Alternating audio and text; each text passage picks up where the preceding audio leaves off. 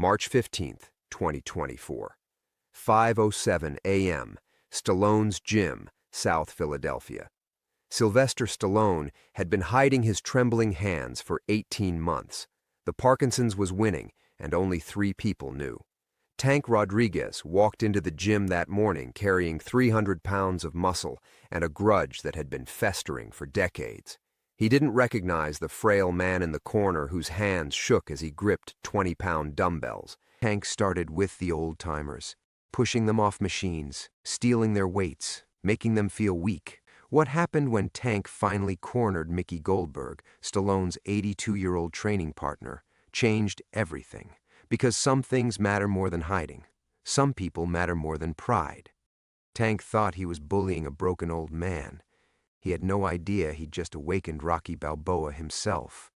Before we jump back in, tell us where you're tuning in from, and if this story touches you, make sure you're subscribed because tomorrow I've saved something extra special for you. The morning ritual had become sacred. 5 a.m. sharp, Sylvester Stallone pushed through the rusted doors of what everyone still called Mickey's gym, though Mickey had been dead for over 40 years. The neon sign flickered with half the letters burned out, casting broken shadows across cracked sidewalks that had seen better decades. Inside, the smell hit him first: sweat, rust, and dreams deferred. This wasn't some chrome palace where Instagram influencers posed for selfies. This was where working-class Philadelphia came to bleed, to push iron until their bodies screamed, to find something inside themselves they didn't know existed. Sly kept his head down, Yankees cap pulled low, moving like a ghost through his own history.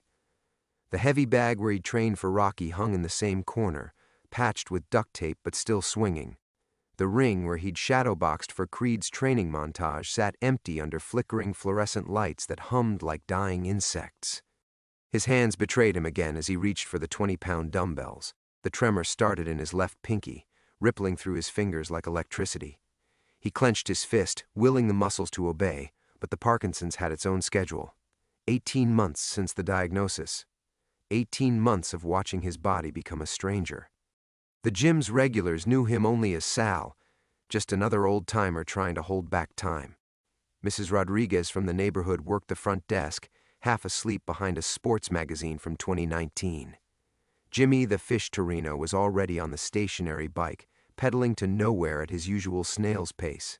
And Mickey Goldberg, not the Mickey but named after him, was setting up his morning routine with the methodical precision of a man who'd been doing this for 6 decades. Mickey Goldberg was 82 years old and built like a fire hydrant. He'd pulled Sly from the Schuylkill River when they were both 12, after some older kids had thrown him off the dock for stuttering. 50 years later, when Sly started coming back to the gym, Mickey had been there, same time every morning, and had simply nodded like they'd seen each other yesterday. The old-timers had their unspoken rules: arrive early, work hard, leave quietly, respect the equipment, respect each other, help spot when needed, clean up your sweat. In a world that seemed to change overnight, the gym remained constant, a sanctuary where age-earned respect and effort mattered more than results. That's when Tank Rodriguez walked in. 300 pounds of muscle stuffed into a tank top that looked painted on, Tank moved through the gym like he owned it, which technically he did. Mrs. Rodriguez was his aunt, and she'd given him a key 3 months ago when he'd moved back to Philly from Los Angeles. Tank's real name was Marcus, but nobody had called him that since high school. He'd earned his nickname the hard way, by being an immovable force who flattened everything in his path. West Coast bodybuilding circuit, some amateur fights, a few straight-to-streaming action movies where he'd played Thug 2 and Bouncer, but Tank had come home to Philadelphia carrying more than muscle. He carried rage. His first target was Jimmy the Fish. Tank walked over to the leg press machine where Jimmy was methodically working through his arthritis-friendly routine and simply stood there, waiting. When Jimmy looked up, Tank's expression said everything move. "Hey, I got 3 more sets," Jimmy said, his voice carrying the uncertainty of a man who'd learned to avoid confrontation. Not anymore. Tank's voice was gravel mixed with honey, smooth but rough enough to cut. Jimmy looked around the gym, seeking support, but Mrs. Rodriguez was still buried in her magazine. Mickey Goldberg caught his eye and started to move over, but Jimmy shook his head slightly. He gathered his towel and water bottle, muttering under his breath as he walked away. From his corner, Sly watched it all. His hands were steadier when he was angry, he'd noticed. Something about the adrenaline overrode the tremors, but he'd come here to disappear, not to fight. Those days were over. Rocky Balboa lived only in movie theaters now. Tank claimed the leg press, loaded it with enough weight to bend the machine's frame, and began his assault on the equipment. Between sets, his eyes roamed the gym like a predator cataloging prey. When he spotted Mickey Goldberg adjusting the height on the lat pull-down machine, Tank smiled. The old man was struggling with the pin, his arthritic fingers fumbling with the simple mechanism. Tank approached with the deliberate stride of someone who'd decided exactly how the next few minutes would unfold. In the corner, Sly's hands stopped trembling entirely. Mickey Goldberg's fingers had built half of South Philadelphia back when construction meant something more than prefab and corner cutting. Those same hands had pulled drowning kids from rivers, thrown perfect spirals in sandlot football games, and held his dying wife's hand through her final breath.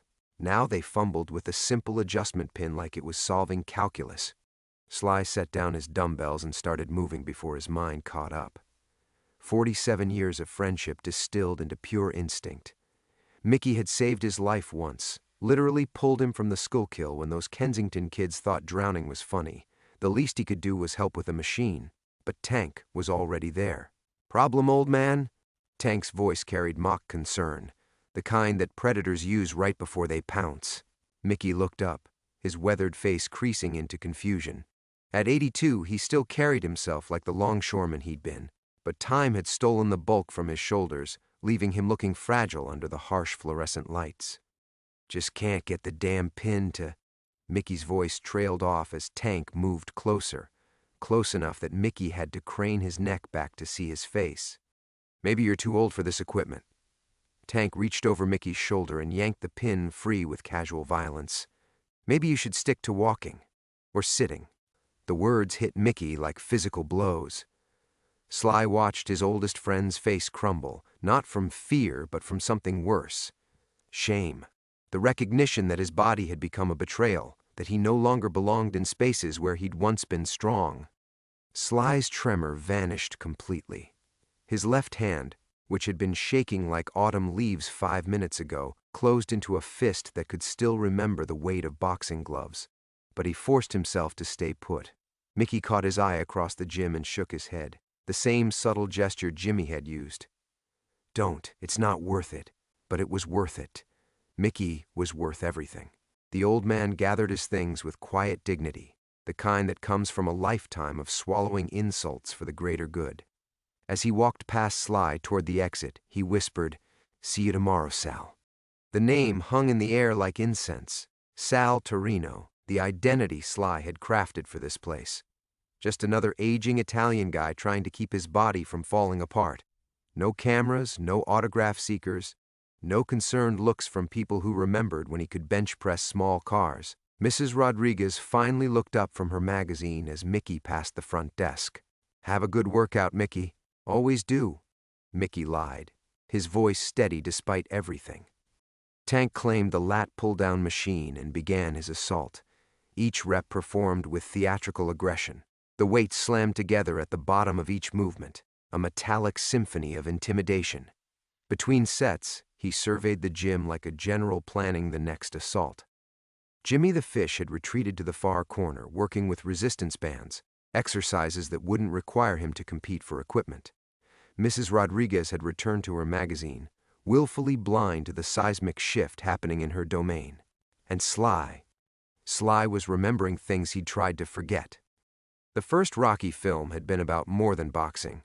It had been about dignity, about ordinary people finding extraordinary strength when everything seemed lost. He'd written those scenes right here, in his head, while pounding the heavy bag until his knuckles bled.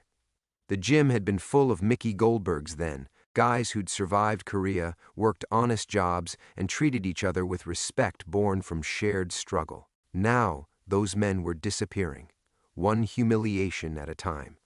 Sly's reflection stared back at him from the mirror that ran along the east wall. 77 years old, wearing a faded Eagles sweatshirt and Yankees cap.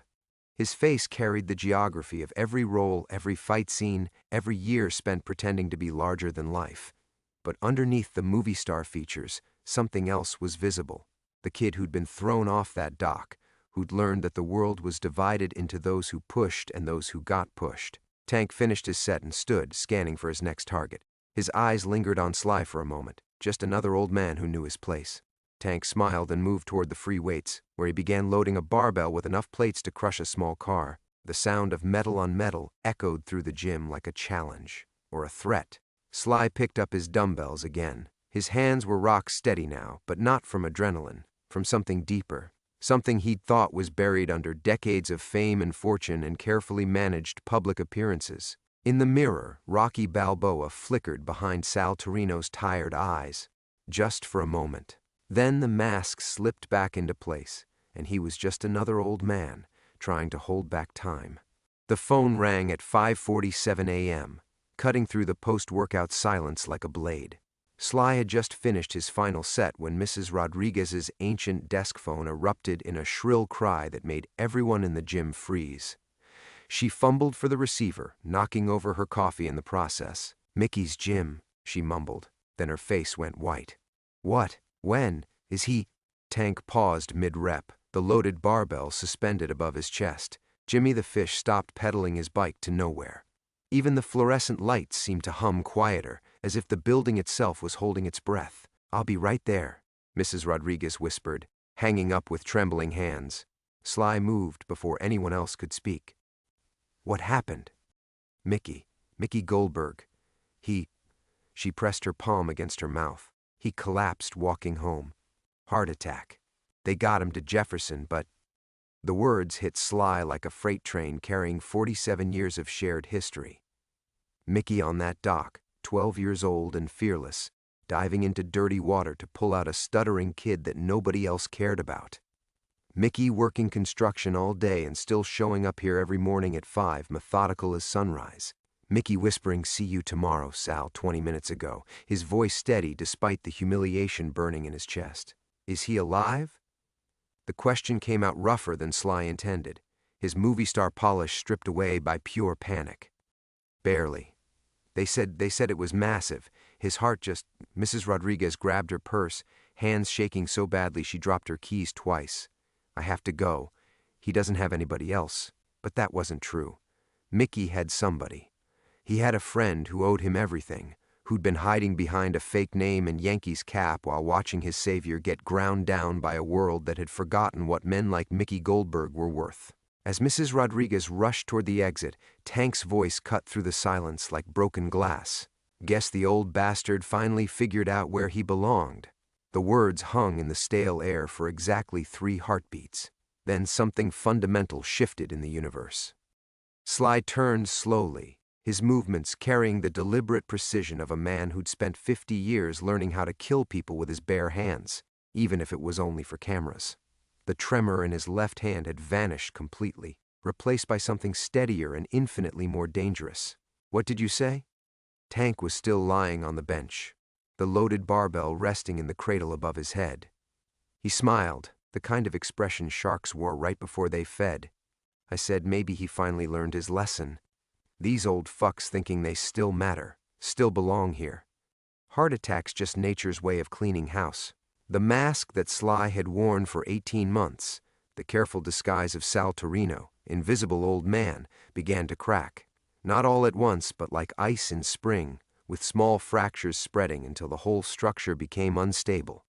Jimmy the Fish was backing toward the exit, recognizing something in the air that his 73 years of survival instincts were screaming about.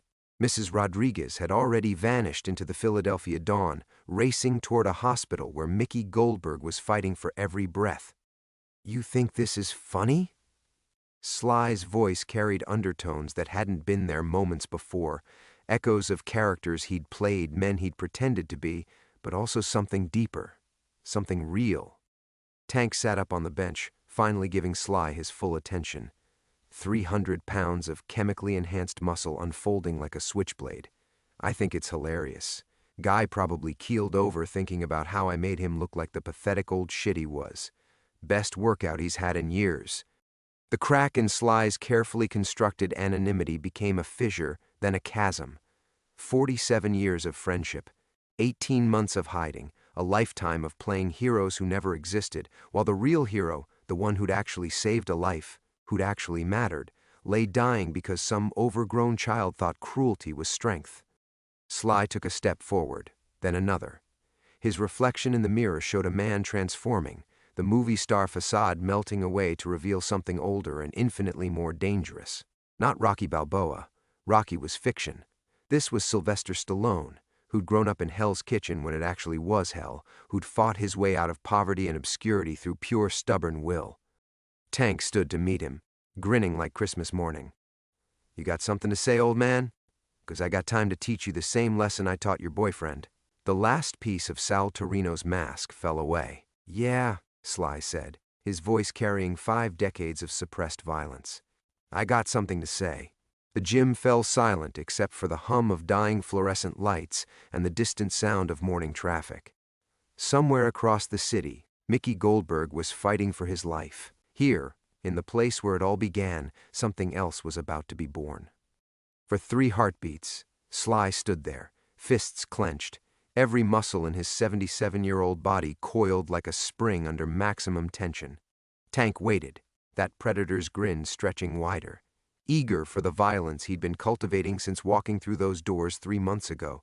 Then the tremor came back. It started in his left pinky, just a flutter, barely visible, but Sly felt it like a lightning bolt. The Parkinson's asserting its authority, reminding him exactly why he'd been hiding in this place. The disease didn't care about righteous anger or 47 years of friendship. It only knew how to steal, one nerve pathway at a time. The moment fractured. The dangerous thing that had awakened in Sly's chest retreated, replaced by the familiar ice water of fear. Not fear of Tank, fear of exposure. Fear of the world discovering that Silvester Stallone, action hero, was now a trembling old man whose own body had become his enemy. He took a step back, then another. Tank's grin shifted from anticipation to disappointment, then to something worse, contempt. "That's what I thought," Tank said, settling back onto the bench. "All bark, just like your boyfriend."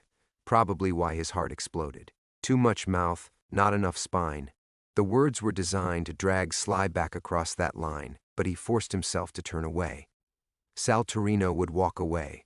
Sal Torino was invisible, forgettable, safe. Sal Torino didn't have a legacy to protect or secrets to keep. Jimmy the Fish was long gone. The gym felt cavernous with just the 3 of them. Tank, Mrs. Rodriguez gathering the last of her things, and Sly pretending his hands weren't shaking as he returned his dumbbells to the rack. "I'm locking up," Mrs. Rodriguez announced, her voice still thick with shock. "Going to the hospital." Tank shrugged, beginning another set. "Whatever. I got a key." She paused at the door, looking back at Sly with something like concern. "You okay, Sal? You look..." "Fine," he managed. "Tell Mickey." The words stuck in his throat. What could he tell Mickey? That he was sorry? That he'd stood there like a coward while the man who'd saved his life was discussed like roadkill? "I'll tell him you asked about him," she said softly, then disappeared into the gray Philadelphia morning, leaving Sly alone with Tank and the weight of his own failure. He gathered his things mechanically: towel, water bottle, the Yankees cap that had become armor against recognition. Tank continued his workout with theatrical intensity, each rep performed like a victory lap. The message was clear: the gym's ecosystem had shifted permanently. The old guard was finished. Sly walked toward the exit on unsteady legs, his entire body betraying him now. The tremor had spread from his hand to his arm, a visible advertisement of weakness that Tank would catalog and remember. By the time he reached the door, he could feel those predators' eyes boring into his back. "See you tomorrow, Sal," Tank called out, using Mickey's parting words like a weapon. "Assuming you got the stomach for it." The morning air hit Sly's face like a slap, cold and sharp with the promise of winter. Philadelphia was waking up around him, delivery trucks rumbling down Broad Street, early commuters clutching coffee like lifelines, the city beginning another day of controlled chaos. He made it 2 blocks before his legs gave out. Sly found himself sitting on a bus bench, hands trembling so violently he had to shove them into his jacket pockets. The Parkinson's had found its rhythm now, turning his nervous system into a symphony of misfires. This was what stress did, accelerated the progression, turned manageable symptoms into full rebellion. His phone buzzed. A text from his assistant in Los Angeles. Studio wants to discuss the Expendables 5 script. Should I schedule for next week? Sly stared at the screen until the words blurred. Expendables 5. Another movie about aging warriors refusing to surrender, fighting impossible odds with grit and determination. The irony was so thick he could taste it. He started to type a response, but his fingers wouldn't cooperate. The phone slipped from his hands, clattering onto the sidewalk. A young woman walking past stopped to retrieve it, her face lighting up with recognition that sent panic shooting through his chest. "Oh my God, are you—" "No," he said quickly, taking the phone with hands that shook like autumn leaves. "You're mistaken." She studied his face for another moment, confusion clouding her features. The Yankees cap, the ordinary clothes, the trembling old man on a bus bench, none of it matched the granite-jawed icon from her movie screens. After a moment, she shrugged and continued walking. Sly sat there for another 20 minutes, watching Philadelphia wake up around him, watching normal people live normal lives, free from the weight of carefully constructed identities and million-dollar secrets. When he finally stood to walk home, Mickey Goldberg was 3 miles away, fighting for his life in a hospital bed. And Tank Rodriguez was still in the gym, planning tomorrow's hunt. The elevator to Sly's penthouse apartment climbed 27 floors in silence, each ding marking another level of separation from the world below. From Mickey's world, from the truth. He'd bought the place 18 months ago under a shell corporation, 3,200 square feet of bulletproof glass and marble that overlooked the city like a fortress. No doorman who might gossip, no neighbors who might recognize him, just expensive isolation and a view of Philadelphia that reduced 8 million people to glittering abstractions. The tremor had followed him home. Sly stood at the floor-to-ceiling windows, watching the sun climb over the skyline, his reflection ghosted against the cityscape below.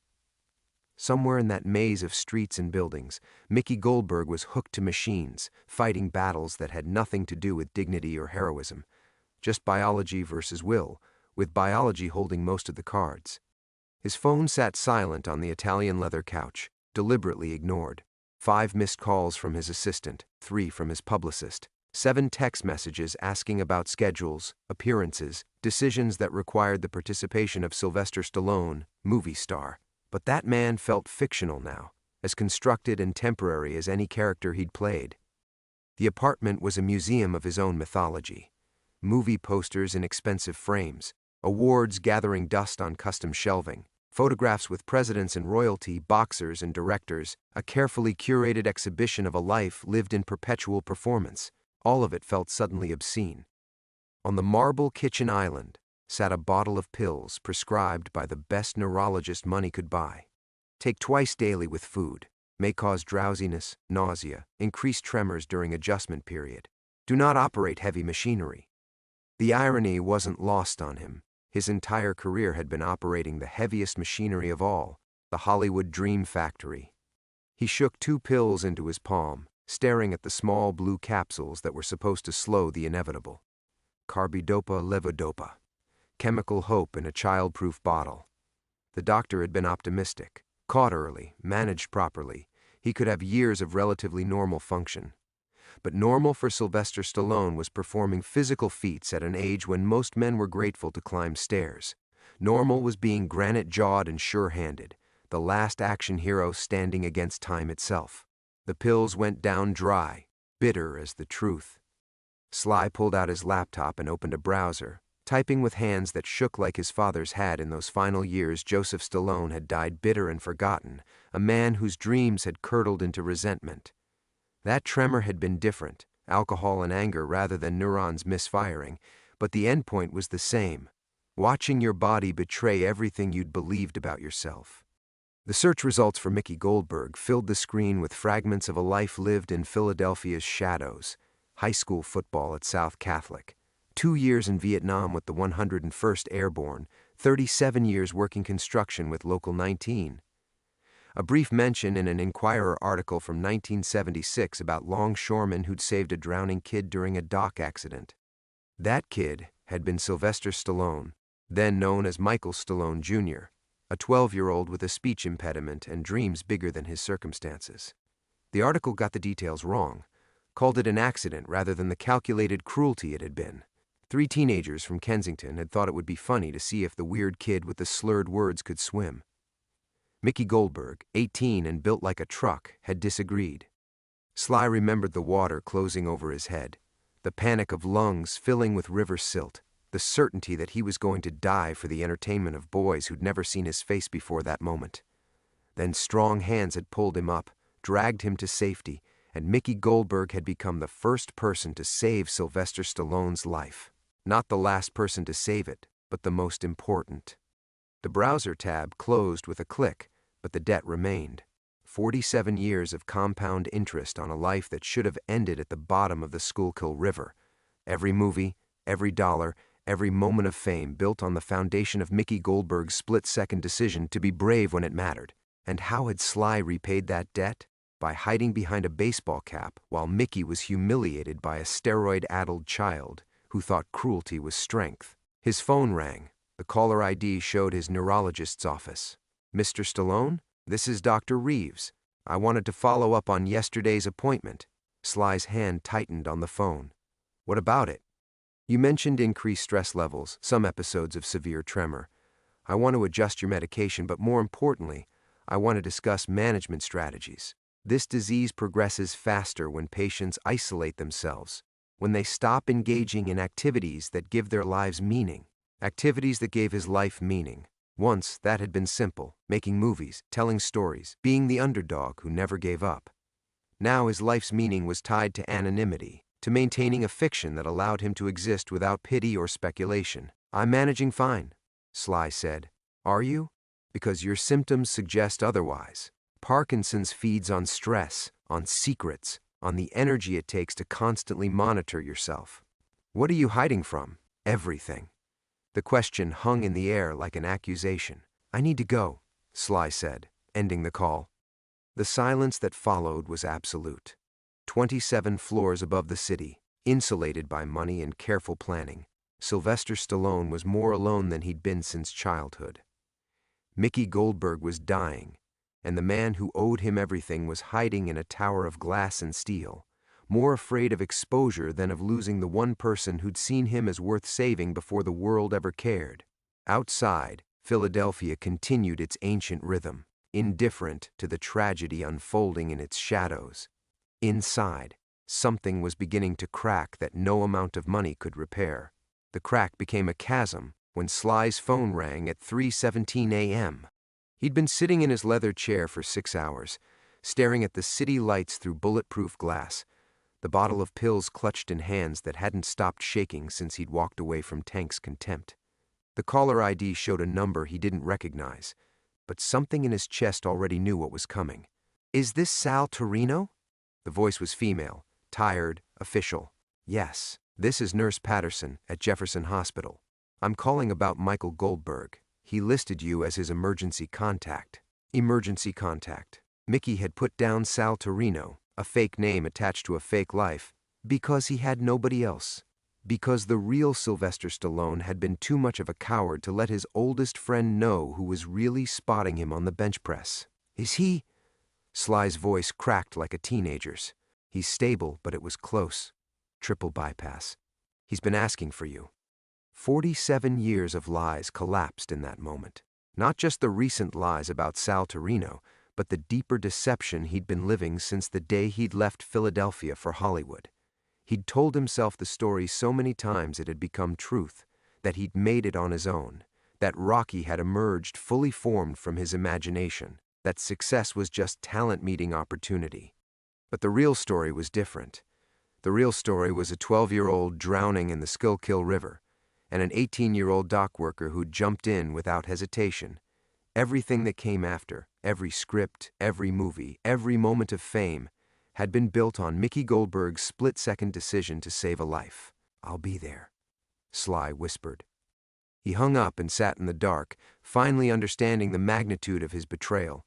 Not just today's cowardice in the gym, but 50 years of it.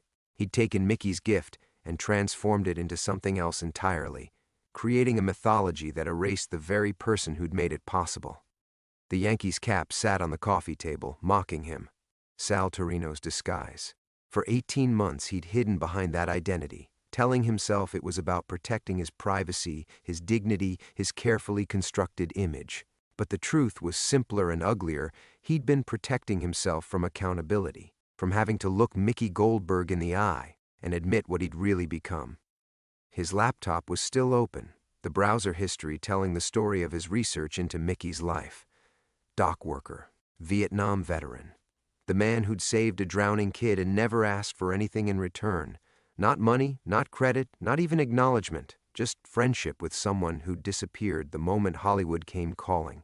Sly's fingers moved across the keyboard, typing words he should have written decades ago. Mickey, I've been lying to you. Sal Torino isn't real. I'm sorry. He stopped, deleted it, started again. The truth is, deleted, started again. You saved my life when we were kids and The cursor blinked at him accusingly. How do you apologize for 50 years of cowardice in a text message? How do you explain that fame had turned you into exactly the kind of person who would abandon the people who mattered most? His phone buzzed. Another text from his assistant, urgent, TMZ, asking questions about your whereabouts. Should I issue statement? The machine was still running, demanding he feed it with appearances and statements and carefully managed revelations. The Silvester Stallone brand required constant maintenance, endless performance, perpetual vigilance against anything that might tarnish the image of granite-jawed invincibility. But Mickey Goldberg was lying in a hospital bed, tubes in his chest, asking for Sal Torino. Sly stood slowly, his reflection ghosted in the window glass, looking every one of his 77 years. The tremor had spread through his entire left side now, making him look like what he'd been denying for 18 months, an old man whose body was failing him. The truth he'd been running from crystallized with perfect, devastating clarity. He hadn't been hiding from the world's pity or judgment. He'd been hiding from Mickey's eyes, from having to face the one person who'd known him before the fame, before the carefully constructed mythology, before he'd learned to lie to himself so convincingly that he'd forgotten what the truth looked like.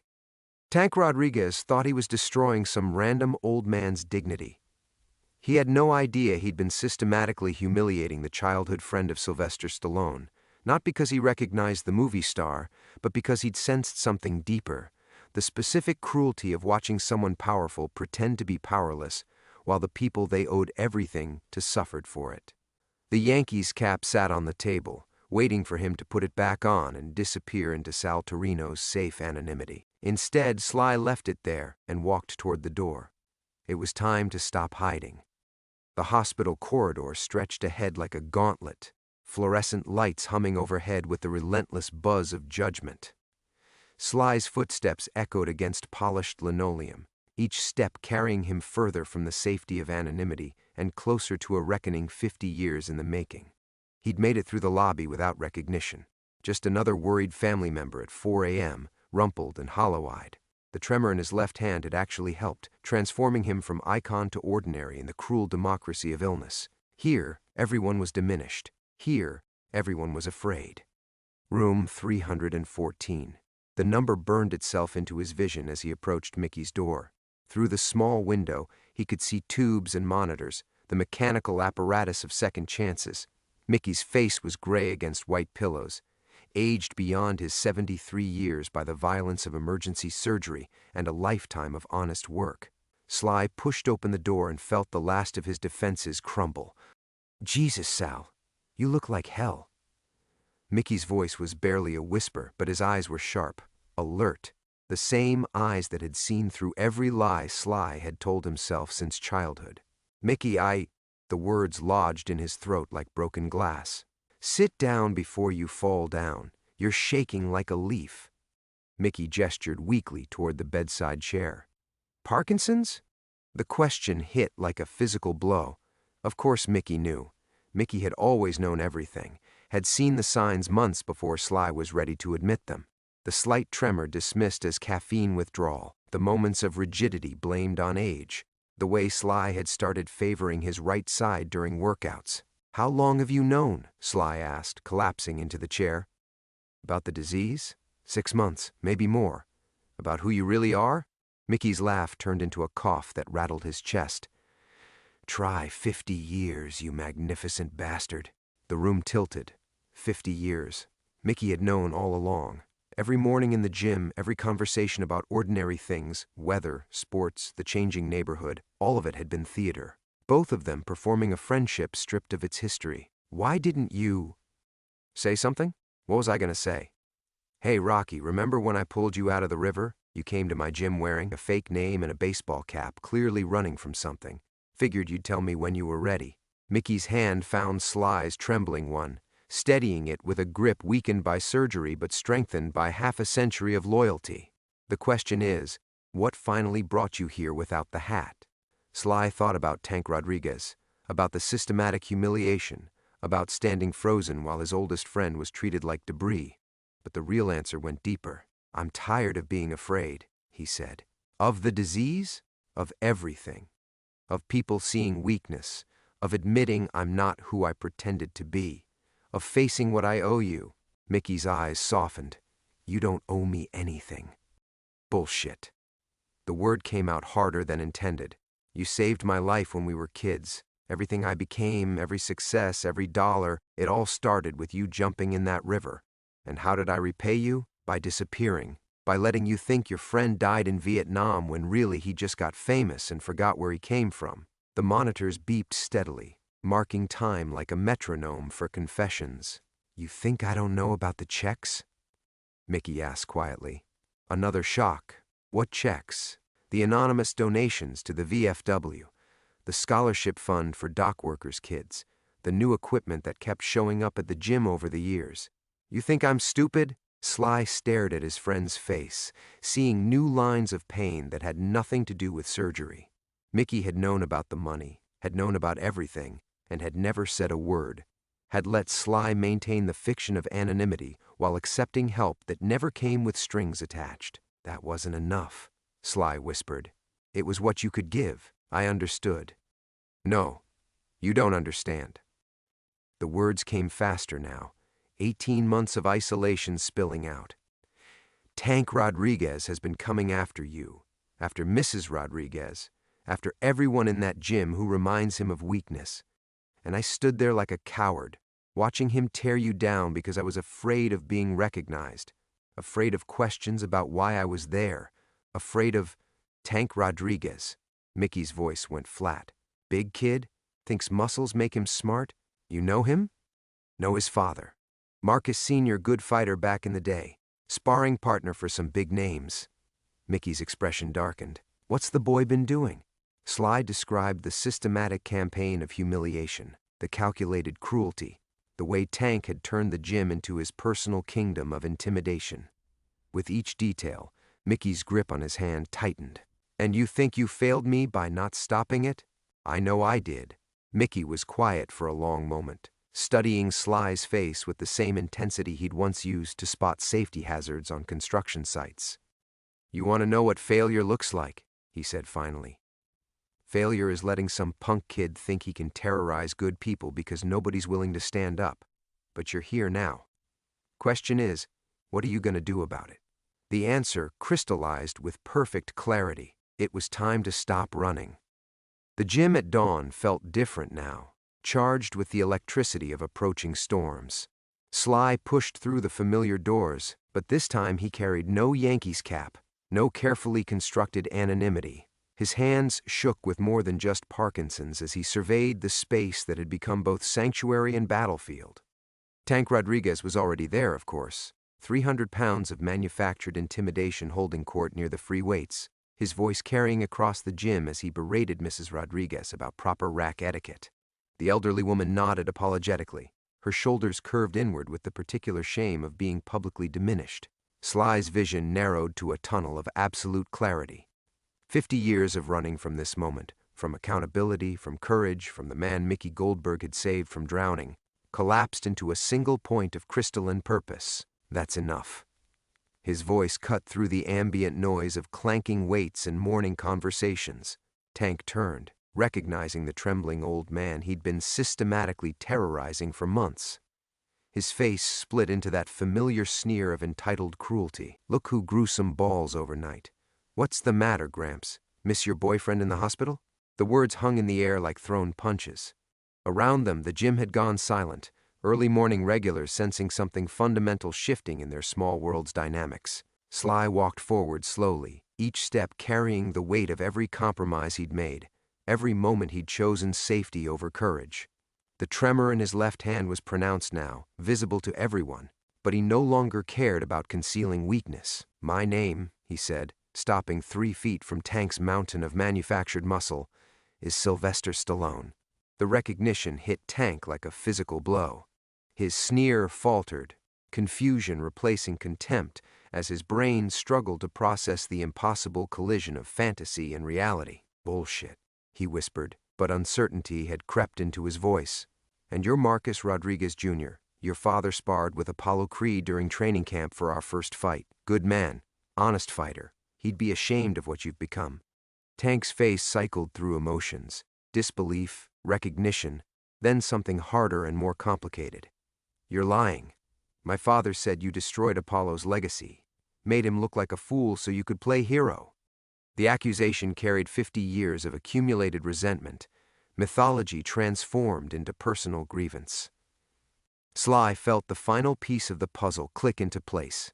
Tank's calculated cruelty hadn't been random bullying but targeted revenge against a man he'd failed to recognize. "Your father was wrong," Sly said quietly, "but not about everything. I did take something from Apollo Creed's memory. I took the complexity, the humanity, the fact that he was more than just a foil for someone else's story. And you know what the real tragedy is?" Tank's massive hands clenched into fists, but something in Sly's tone kept him frozen. "The real tragedy is that you're doing to these people exactly what you think I did to your father, reducing them to props in your story about strength and weakness, making them smaller so you can feel bigger." "Shut up." Tank's voice cracked like an adolescent's. "You don't know anything about—" "I know your father earned every dollar he made in those training camps. I know Apollo Creed became a better fighter because of men like him. And I know that everything good about those movies, everything true, came from watching real fighters work. Men who understood that strength isn't about making other people afraid of you." Mrs. Rodriguez was crying silently, recognizing something profound happening in her son's confrontation with this trembling old man who had somehow transformed into someone else entirely. Tank's fist came up in a gesture that was half threat, half plea. "He died believing you stole his moment. Our moment. Then let me give it back." The words hung in the air with the finality of verdict. Sly reached into his jacket and pulled out his phone, fingers shaking as he navigated to his contacts. "What are you doing?" Tank's voice was smaller now, the bluster bleeding out of him as he sensed the tide turning.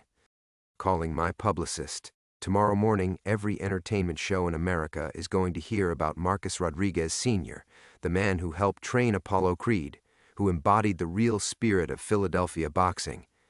Your father's story, told properly this time." Tank's massive frame seemed to deflate, confusion replacing rage. Why would you?" "Because your father deserves better than being remembered through his son's cruelty. Because Apollo Creed's legacy deserves better than being twisted into an excuse for intimidation. And because Mickey Goldberg, the man you've been tormenting, taught me that real strength means protecting people who can't protect themselves." The phone was already ringing. Tank stood frozen, watching his entire worldview crumble as the man he'd spent months humiliating transformed his father's memory from weapon into memorial. In that moment, surrounded by witnesses to his revelation, Silvester Stallone finally stopped running from himself. The publicist answered on the second ring, her voice sharp with the practiced efficiency of managing crises at impossible hours. "Silvester, do you have any idea what time it is? TMZ has been—" "Linda, listen carefully." Sly's voice carried across the silent gym, each word deliberate and final. "I need you to set up interviews. Today. Every major network, every entertainment show that will take the call." Tank's face had gone ashen, the color draining from his features as reality rearranged itself around him. His mother stepped forward tentatively, reaching toward her son with trembling fingers. "Marcus," she whispered. "Mijo, what have you done?" "The story is about Marcus Rodriguez Sr.," Sly continued into the phone, his eyes never leaving Tank's face. "Apollo Creed's training partner, a man whose contributions to boxing history have been overlooked for too long. I want his name, his legacy, front and center. Full rehabilitation, full honor." Linda's voice crackled through the speaker, professional confusion evident. "I don't understand. What does this have to do with—" "It has to do with getting the story right." Finally, Sly ended the call and pocketed the phone, the weight of decision settling into his bones like peace. The gym remained frozen in tableau. Early morning regulars clustered along the periphery, witnessing the moment when mythology collapsed into simple human truth. Tank stood motionless, his carefully constructed world of grievance and justified anger crumbling beneath the weight of unexpected grace. "I don't understand," Tank said finally, his voice barely above a whisper. "Why would you help him? Help me? After what I—" "Because 50 years ago, Mickey Goldberg pulled a drowning kid out of the Schuylkill River. That kid grew up to become someone who forgot the most important lesson: we're only as strong as the people we protect." Sly's left hand trembled against his thigh, no longer hidden, no longer shameful. "Your father understood that. Deep down, I think you do too." Tank's knees buckled, sending 300 pounds of manufactured intimidation collapsing onto a workout bench. His massive frame shook with something beyond tears, the complete dissolution of the identity he'd built from inherited rage. "He died hating you," Tank whispered. "Died thinking you'd made a mockery of everything he worked for. Then maybe it's time he knew the truth." Sly moved closer, close enough to see the 18-year-old boy hiding behind all that manufactured muscle. "Your father helped create something beautiful. Not just the movies, but the idea that ordinary people could be heroes. That Philadelphia toughness meant something deeper than just throwing punches." Mrs. Rodriguez knelt beside her son, her weathered hands finding his face. "Marcus, listen to this man, please." "The interviews start today," Sly said. "Marcus Rodriguez Sr., real name, real story, real honor. But there's a condition." Tank looked up, hope and suspicion warring in his expression. "You come with me. Tell his story properly, not as some victim of Hollywood politics, but as a fighter who understood what strength really meant." The silence stretched between them, broken only by the distant hum of ventilation and the quiet settling of old buildings. Tank's transformation was visible, the rigid posture of intimidation melting into something more human, more fragile. "I don't deserve—" "None of us deserve the grace we get," Sly interrupted. "Mickey Goldberg didn't jump in that river because I deserved saving. Your father didn't train fighters because he deserved recognition. They did it because it was right, because sometimes being strong means lifting other people up instead of tearing them down." Tank nodded slowly, the gesture carrying the weight of complete surrender. Around them, the gym began to stir back to life, conversations resuming, equipment moving, the ordinary rhythm of morning workouts gradually resuming. But everything had changed. Mrs. Rodriguez stood and faced Sly, her eyes bright with tears. "You didn't have to do this. After what he put you through, what he put all of us through." "Yes, I did." Sly's voice was steady now, the tremor in his hands matching the tremor in his voice, both beyond concealment and somehow beyond shame. "I spent 50 years running from accountability, hiding behind disguises and excuses and carefully managed images. Time to stop running." Tank stood slowly, his massive frame somehow smaller now, more human. "What happens next?" "Next, we honor your father properly. Next, we show the world what Philadelphia's strength really looks like. And next," Sly paused, looking around the gym that had sheltered his fears and witnessed his transformation. "Next, we learn to live with the truth instead of running from it." The morning sun streamed through the gym's windows, illuminating dust motes that danced like possibilities in the air. Somewhere across the city, Mickey Goldberg was recovering from surgery, waiting for his friend to visit without disguise. For the first time in 18 months, Silvester Stallone was ready to be seen.